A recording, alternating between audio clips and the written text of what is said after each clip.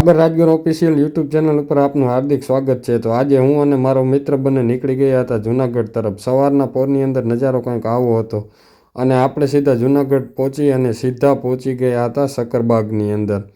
આ છે સામે શક્કરબાગનો કંઈક આવો નજારો। જુઓ તમે સામે જે છે એ ટિકિટ બારી છે, ત્યાંથી ટિકિટ લઈ અને તમારે અંદર એન્ટ્રી કરવાની હોય છે।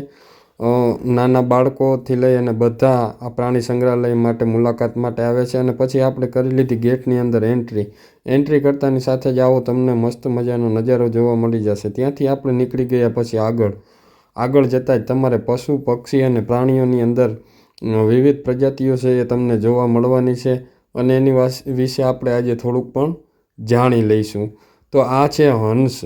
જે હંસની અલગ અલગ પ્રજાતિ હોય છે એમાંનું એક હંસનું પહેલાં જ તમે એન્ટ્રી કરો એટલે ત્યાં તમને સામે દેખાઈ રહેશે। ઘણા બધા હંસ છે એ આ પિંજરાની અંદર હોય છે, જે તમે જોઈ શકો છો। તેમને પીવા માટે પાણીની વ્યવસ્થા પણ કરવામાં આવે છે અને ખાવા માટે પણ।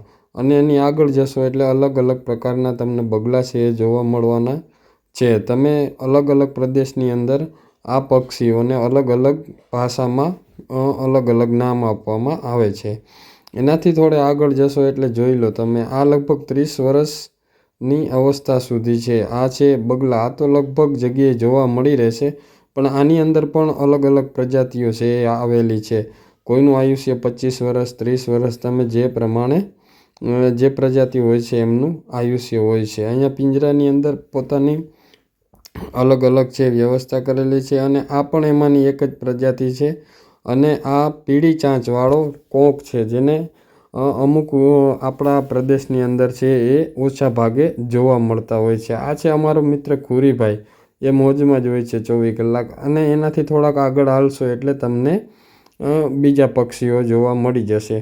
આ છે જેઓ તમે જે સામે અંદર છે કાચની પેટી રાખેલી હોય છે, એની અંદર પક્ષીઓને છે એ આપને બતાવવા માટે, આપને જાણકારી મળી રહે તે માટે છે એ સામે પક્ષીઓનું રાખવામાં આવેલા હોય છે। આ ફક્ત મુલાકાત માટે જ હોય છે। એનાથી આગળ જશો એટલે આ જાળીવાળા જે પિંજરા છે જે બનાવેલા છે એમની અંદર વાંદરા છે એ રાખવામાં આવેલા છે। આ વાંદરાનું આખું ફેમિલી છે એ તમે જોઈ શકો છો। એનાથી આગળ જોઈ શકો છો આ અલગ અલગ પક્ષીઓ છે એ પણ તમે એની અંદર નિહાળી શકો છો। આ શક્કરબાગ જૂનાગઢ પ્રાણી સંગ્રહાલયની અંદર તમે મુલાકાત કરી શકો છો। એનાથી આગળ જશો એટલે આ અલગ અલગ જે પક્ષીઓ છે એમના અલગ અલગ જે નામ છે એનાથી એને ઓળખવામાં આવે છે। અને પછી આગળ તમે થોડા જ હાલશો એટલે જંગલી બિલાડી છે એ તમને જોવા મળી જવાની છે। એને વધારે પડતો જંગલી બિલાડી છે એમનો કલર પીળો હોય છે, એમની આંખો પણ ભૂરી હોય છે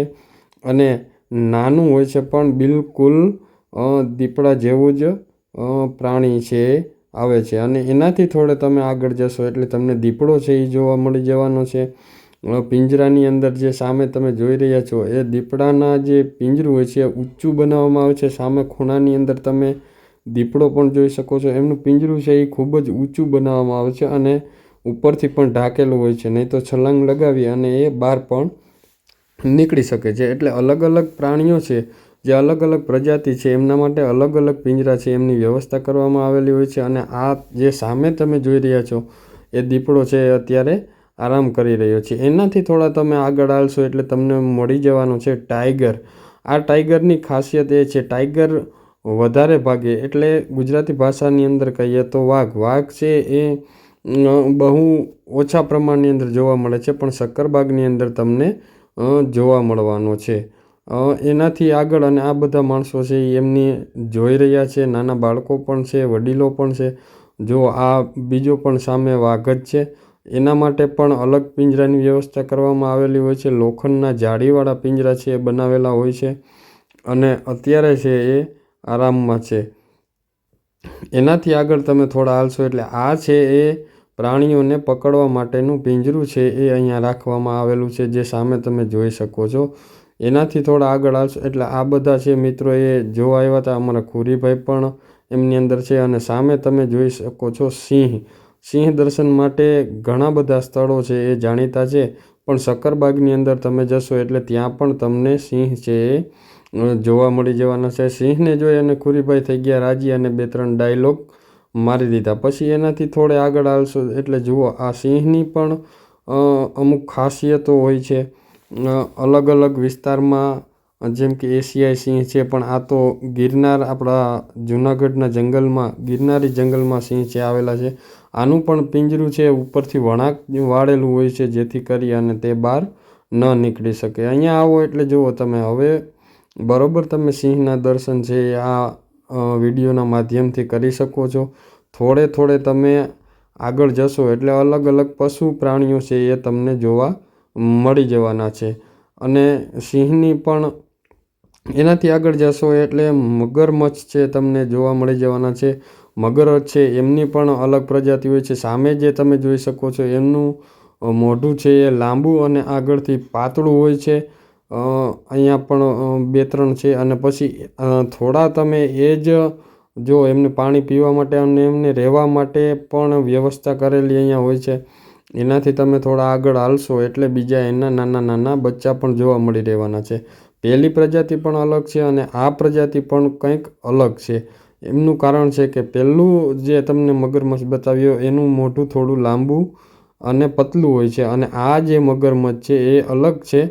એટલે એમનું મોઢું છે જાડું અને બહુ ટૂંકું પડતું હોય છે. એમનું મોઢું છે એ લાંબુ હોતું નથી. ધીમે ધીમે જો આ 3 જે તમે સામે જોઈ રહ્યા છો એ એમના નાના નાના બચ્ચા છે, પણ બંને પ્રજાતિ છે એ અલગ છે. એનાથી તમે આગળ હાલશો એટલે તમને અલગ અલગ પ્રકારના કાચબા છે એ મળી રહેવાના છે. કાચબાની પણ ઘણી બધી પ્રજાતિઓ છે. એમાં જ પછી તમે રસ્તામાં સીધા હાલ્યા જશો એટલે ઇગ્વાના છે એ તમને જોવા મળી રહેવાનો છે. ઇગ્વાના છે એક જેમ આપણે કાચિંડો હોય છે એની જ એક મોટી પ્રજાતિ છે. ઇગ્વાના છે એ અલગ હોય છે. જો સામે તમે એ પણ જોઈ શકો છો. અને એની આગળ જશો એટલે તમને અલગ અલગ પ્રકારના સાપ જોવા મળવાના છે. આ છે રૂપ સુંદરી, જે તમને ઘણી બધી જગ્યાએ આપણા ખેતરોમાં અથવા તો જંગલ વિસ્તારમાં ઘણી જગ્યાએ તમને રૂપસુંદરી છે એ જોવા મળી રહે છે. અલગ અલગ સાપોની પ્રજાતિ છે. ખડચિતળો જે સાપ હોય છે એ તમને લગભગ ઓછા ભાગે જોવા મળે છે. ખેતરોની અંદર વાડીની અંદર તમને આ વધારે ભાગે જોવા મળે છે. જંગલ વિસ્તારની અંદર પણ આ છે એ તમને જોવા મળી રહેવાનો છે. એટલે જોકે આ રેટલ સ્નેક જેવો જ દેખાય છે. તમે જોઈ રહ્યા છો સામે એક બાજુમાં થડની બાજુમાં છે અને એક ચાલી રહ્યો છે. એની આગળ જશો એટલે કોબરા નાગ છે એ તમને જોવા મળી રહેવાનો છે. આ કોબરા છે એ એટલો બધો ખતરનાક છે કે આના કરડવાથી, આના ડંખ મારવાથી માણસનું મૃત્યુ પણ તાત્કાલિક થઈ શકે છે. અને એની આગળ તમે જશો એટલે રેટ સ્નેક એટલે કે ધામણ જે આપણે કહીએ એ તમને જોવા મળી રહેવાની છે. આ લાકડા ઉપર જે તમને દોરડા જેવું દેખાય છે તે ધામણ નામનું એક સાપની પ્રજાતિ છે. તે બિનઝેરી હોય છે. એમની અંદર કોઈ પણ પ્રકારનું ઝેર હોતું નથી. એનાથી તમે થોડાક આગળ જશો એટલે બીજા તમને સૂરજ કાચબા આવું નામ આપણે જે બોલીએ છીએ એ આ કાચબાની અંદર જુઓ તમે ઉપર છે એના સૂર્ય જેવા નિશાન હોય છે. એનાથી થોડાક આગળ હાલશો એટલે તમને મળી રહેવાના છે અજગર. અજગર મોટા ભાગે મોટા જંગલ વિસ્તારની અંદર વધારે ભાગે હોય છે. ખુરીભાઈ પણ અજગરને જોઈ અને અજગર જેવું મોટું કરી દીધું. આ અજગર છે એ કરડતા નથી, પણ એ આખો જે પોતાનો ખોરાક હોય છે તે ગળી જાય છે. અને ઘણી બધી સાપોની પ્રજાતિ છે એ પણ તમને અહીંયા સક્કરબાગને ઝૂની અંદર જોવા મળી રહેશે. એનાથી આગળ જશો એટલે પક્ષીઓ આવે છે. અલગ અલગ પ્રકારના પક્ષીઓ છે એ તમને જોવા મળી રહેવાના છે. અને એમના વિશે તમારે માહિતી જોતી હોય તો એ પણ તમને બાજુના બોર્ડની અંદર લખેલી મળી રહેશે. જુઓ તમે સામે પિંજરામાં જોઈ શકો છો. આગળ થોડા હાલશો એટલે રંગબેરંગી કૂકડાની જે પ્રજાતિ છે એ તમને જોવા મળી રહેવાની છે, જે પિંજરાઓની અંદર નેટ મારી અને એમને રાખવામાં આવે છે. આ છે જંગલી કૂકડો, જેમના વિશે પૂરેપૂરી માહિતી છે એ ત્યાં લખેલી હોય છે. એનાથી થોડાક આગળ હાલશો એટલે તમને જોવા મળી રહેવાનો છે અલગ અલગ પ્રજાતિના પોપટ. જે આપણે લીલા કલરનો પોપટ છે એ બધી જગ્યાએ આપણે જોતા હોઈએ છીએ, પણ એમની અંદર પણ ઘણી બધી પ્રજાતિઓ આવેલી છે. આ તમે ધીમે ધીમે જોશો સામે છે એ તમને અલગ પ્રજાતિનું ટૂંકની અંદર આપણે કહીએ તો પોપટ છે. આ પણ 40થી 50 વર્ષ સુધી 75 વર્ષ બંધનાવસ્થા છે. મોટાભાગના પીછાનો કલર ચળકતો લાલ હોય છે. અને જુઓ આ તમે જે સામે જોઈ રહ્યા છો આવી ઘણી બધી પ્રજાતિ છે, એમના વિશે અલગ અલગ માહિતી છે એ તમને આ વિડીયોની અંદર મળી રહેવાની છે. તો આ વિડીયોને તમે જોતા રહેજો. અને મારી યુટ્યુબ ચેનલ સાગર રાજગુરુ ઓફિશિયલની અંદર તમે નવા છો, પહેલી જ વખત વિડીયો જોઈ રહ્યા છો, તો ચેનલને લાઇક, શેર અને સબસ્ક્રાઈબ કરવાનું ભૂલતા નહીં. એનાથી આગળ જાશો એટલે માર્મોસેટ છે એ તમને જોવા મળી રહેવાનું છે. આ એક જેમ આપણે વાંદરાની પ્રજાતિ છે એમ નાનું માર્મોસેટ છે આને કહેવામાં આવે છે. અને જો સામે જે તમે ઉપર દોરડાની બાજુમાં છે 2 માર્મોસેટ આની અંદર આવેલા છે એ તમને જોવા મળી રહેશે. અહીંયા આવો એટલે તમને ગાડીની પણ વ્યવસ્થા મળી રહેવાની છે. એનાથી આગળ જશો એટલે તમને ઝીબ્રા જોવા મળી રહેવાનું છે. ઝીબ્રા છે એ લગભગ ઓછા પ્રદેશની અંદર જોવા મળતું પ્રાણી છે. આ અમુક જે એરિયો છે એની અંદર જ તમને જોવા મળે છે. પણ સામે તમે 2 ઝીબ્રા છે એ વિડીયોની અંદર જોઈ શકો છો. એનાથી તમે થોડાક આગળ જશો એટલે હરણ છે એ તમને જોવા મળી રહેવાના છે. હરણની પણ અલગ અલગ પ્રજાતિઓ હોય છે. એની અંદર વ્હાઇટ હરણ હોય છે, પછી બીજા હરણ પણ. અને એનાથી થોડાક આગળ હશો એટલે જો અહીંયા સામે બસ પડી છે અને ટિકિટ બારીએથી ટિકિટ લઈ અને તમે એની જંગલની અંદર ટૂર કરવા પણ જઈ શકો છો. એનાથી આગળ જશો એટલે તમને હિપોપોટેમસ છે એ જોવા મળી રહેવાનો છે. જુઓ આ પણ એક એવું પ્રાણી છે જે તમને ઓછા ભાગે જોવા મળે છે. અત્યારે આપણા આ સાઈડ તો બહુ ઓછું જોવા મળે છે, પણ શક્કરબાગની અંદર ખૂબ જ જુઓ તમે એના હિપોપોટેમસના પગ નાના નાના હોય છે. માથું અને મોઢું છે એ ખૂબ મોટું હોય છે અને એમના દાંત પણ ખૂબ મોટા હોય છે. અને હિપોપોટેમસ છે એ વધારે ભાગે મકાઈ, જુઓ આ પણ નાના હિપોપોટેમસ છે, મકાઈ છે, પછી બીજું ઘણા બધા ખડની જે પ્રજાતિ આવે છે એ ખાય છે. અત્યારે તમે જોઈ શકો છો અત્યારે હિપોપોટેમસ 3 છે એ ત્યાં છે એમનો તમને વિડીયો મેં બતાવેલો છે.